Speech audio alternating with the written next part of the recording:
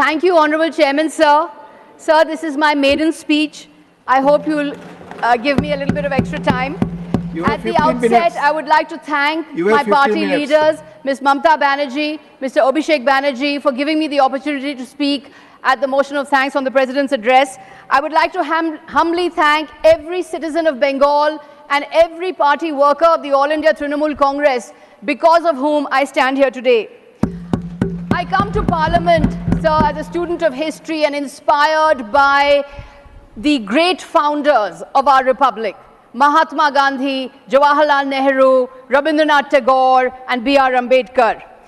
Each of them has given us a life lesson. What has Mahatma Gandhi taught us? He's taught us that to create political transformation, there needs to be transformation of the self. Mahatma Gandhi has written a wonderful essay in the Harijan Weekly on 3rd October 1936, where he likens the war in the Mahabharata to a philosophical metaphor. This is the war within between our best self and our worst self. And it is when our worst self triumphs over our, triumphs over our worst self, that is when we can create the perfect society and the just society. So the key to social and political transformation is transformation of the self.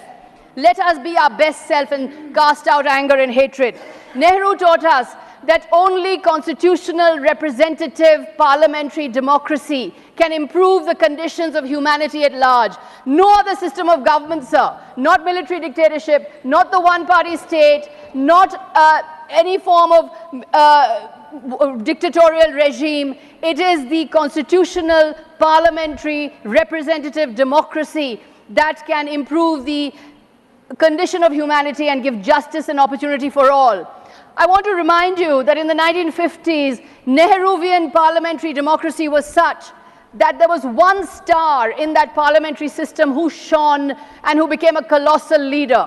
This leader was Atal Bihari Vajpayee. He shone in Nehruvian parliamentary democracy. It was Nehruvian parliamentary democracy who made possible the emergence of Nehru's rivals. This is the beauty of parliamentary democracy. Vajpayee was a critic of Nehru. Vajpayee was an ideological opponent of Nehru, was given a stage and a platform by Nehru. Our founders dreamt big. They had the audacity of hope. At independence, we had 80% incidence of poverty. We were 12% literate. But we, yes we, poor, not literate, we would be a constitutional parliamentary democracy. What a dream, sir, what a hope. Our founders taught us that for this end, we need to inculcate the virtue of reason and rationality. When leaders propagate irrationality, when they propagate magical thinking, when they propagate superstition, when they claim to be non-biological beings, they put citizens back to a place where citizens are not able to think, not able to reason. We recall the words of Rabindranath Tagore, "Let my country be one where the clear stream of reason has not lost its way in the dreary desert sands of dead habit." What did B.R. Ambedkar teach us, sir? B.R. Ambedkar said, our political democracy will not last if at its base there is no social democracy. We cannot have political democracy without social democracy, without liberty, without equality, without fraternity in society. We will not be able to sustain our political democracy. Sir, I've been a journalist for 30 years, crisscrossing India, writing reports and writing articles. I was fiercely non-aligned and independent. Today, I'm fiercely aligned. And paradoxically, by being fiercely aligned to the right values, to the values of constitutional norms, to the values of protecting democracy, I feel I can speak the truth. Journalism once had a golden age. Fearless doyens of the free press asked fearless questions of the powerful. Look at the state of the media today. Look at the mainstream newspapers. Look at the television channels. There is one ideology that has a ferocious stranglehold. There is one school of thought that is dominant. A hidden hand is guiding the camera. A not so hidden hand is guiding the journalistic pen.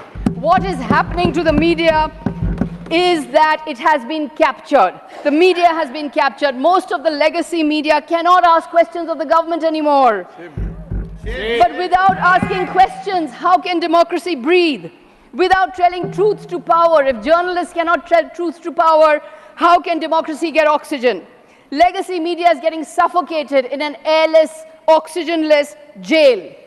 And when media is in jail, how can democracy survive? That is why I have chosen to speak today in response to the Honorable President's address on what I call the democracy deficit.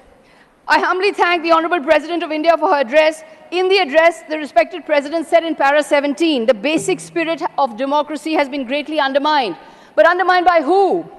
In para 28, the Honorable President referenced the emergency of 1975. But sir, we are not in 1975. We are in 2024. How long are we going to look in the rearview mirror? How long are we going to use the sins of the past? How long are we going to use the sins of the past to condemn the present? Those who are obsessed with 1975, those who are obsessed with the emergency of 1975, if they want to oppose the emergency, why don't they bolster democracy? Why are they imprisoned in an emergency mindset? Why are they imprisoned in an emergency mindset? Why don't they set free the police? As per the 2006 Supreme Court judgment, why don't they uphold the federal principle? Why don't they make India safer for dissent? Yes. Why don't they allow the opposition a voice? Why don't they stop having a stranglehold on the democratic institutions? That is the way to oppose the emergency. But what is the point of always opposing the emergency, talking about 1975, but then doing the same thing as 1975, implementing the 1975, imitating 1975? Those who are constantly talking about 1975 are victims of an emergency mindset, which is why we have a democracy deficit today, sir. Here are 15 examples today of India's democracy deficit. When the government shows no visible empathy to the suffering, we have a democracy deficit. When instruments of state are used for partisan ends, we have a democracy deficit. When citizenship is defined by religion, we have a democracy deficit. When the party system is attacked, we have a democracy deficit. When there are attempts made to delegitimize the opposition, we have a democracy deficit. When the free press is crushed, we have a democracy deficit. When hate speech is normalized, we have a democracy deficit. When lynch mobs are not given exemplary punishment, we have a democracy deficit. When official speeches do not mention ever by one word the name of a state which has witnessed civil war for over a year, when that name of that state is not mentioned, when Manipur is not mentioned, we have a democracy deficit. When those in power are not accountable, we have a democracy deficit. When individuals believe they are bigger than institutions, we have a democracy deficit. When citizens are not told the truth, we have a democracy deficit. When the federal principle is buried, we have the democracy deficit. When we don't celebrate religious pluralism as India's greatest strength, we have a democracy deficit. When protest is criminalized, we have a democracy deficit. A quick expansion on all of these. So the principle of empathy. To quote Shakespeare, the quality of mercy is not strained. It droppeth like the gentle rain from heaven. In the same way, sir, the quality of empathy. Where is empathy? Empathy is a principle of good governance. 24 lakh students sat for the National Eligibility and Entrance Test. A desperate child takes an examination, finds that the paper has leaked, loses that examination, goes on the street to protest, and the education minister says this is a motivated protest, that this didn't happen. Where is empathy, sir? So my son is a doctor. I've seen the hard work, the Herculean effort, students pushing themselves to the brink to prepare for these examinations. Where is empathy for these students who are on the street, desperate? 26 students in 2023 took their own lives. 26 students took their own lives in 2023 in Kota. 70 papers have leaked in 7 years. This is the nature of the anguish facing the students today. There's a democracy deficit when the instruments of state are used for partisan purposes, when the enforcement agencies become a washing machine, one side always guilty, other side always innocent. The moment you switch sides, you're deemed innocent. Among politicians, 95% cases of the enforcement agencies are against opposition politicians. Shame. Since 2014, 25 opposition leaders facing probes have crossed over to the Bharatiya Janata Party. 23 of them have got clean chits. There's a democracy deficit when citizenship is linked to religion. How can religious identity be the basis of citizenship. This is a principle our founders would have opposed with all their might. 19 lakh excluded in Assam, sir, majority of them Hindus, 40 lakh still living under the threat of the CAA and the NRC. Lakhs of people worried that an unconstitutional law is taking away their lives, taking away their liberties, taking away their homes, taking away their universe because of an unconstitutional law imposed from above. There's a democracy deficit when the party system is attacked. With allurements and inducements, parties are broken, governments are toppled, administrations are brought down. 9 governments in 9 years. Shame. There's a democracy deficit when attempts are made to delegitimize the opposition. You don't just want to win, you want to delegitimize the opposition completely. Khan Market gang, Tukre Tukre gang, Lathians gang. Why this name calling of the opposition, sir? The opposition is a established and a part of the democratic system. The opposition is very much part and parcel of the parliamentary democratic system. In a democracy, the people are sovereign.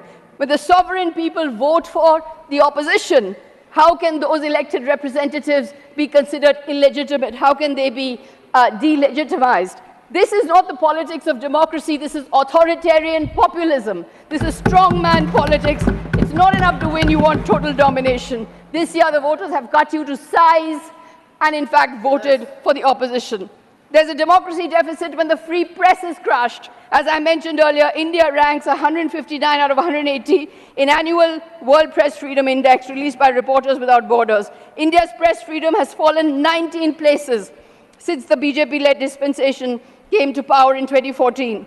In para 26, the Honorable President of India said in her address that in the era of communication revolution, disruptive forces are conspiring to weaken democracy.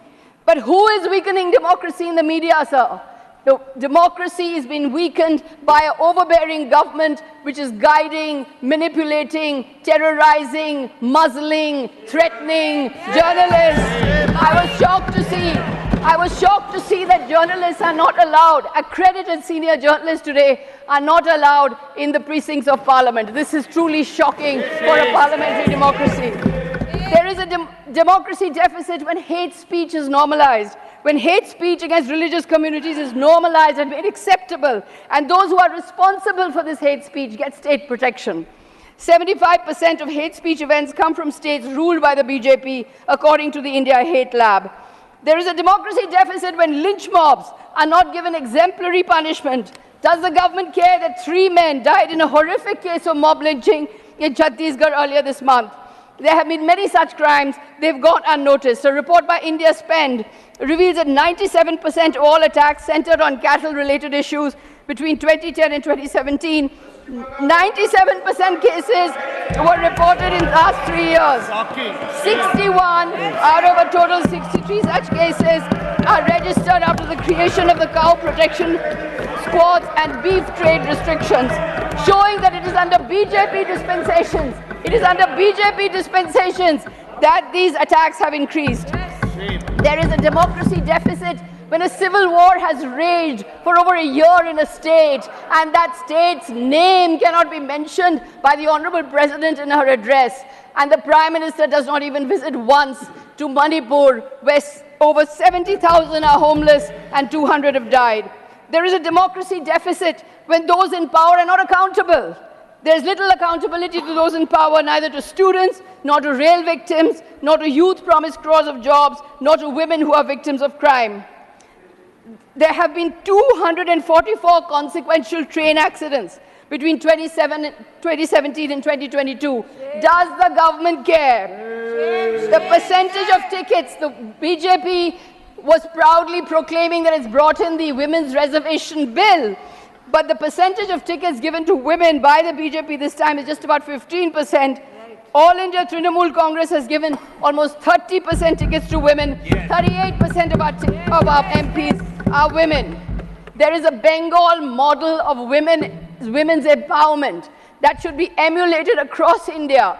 Because in Bengal, leaders are accountable for their promises. There's a democracy deficit when individuals believe they're bigger than institutions. when there's arrogance of power.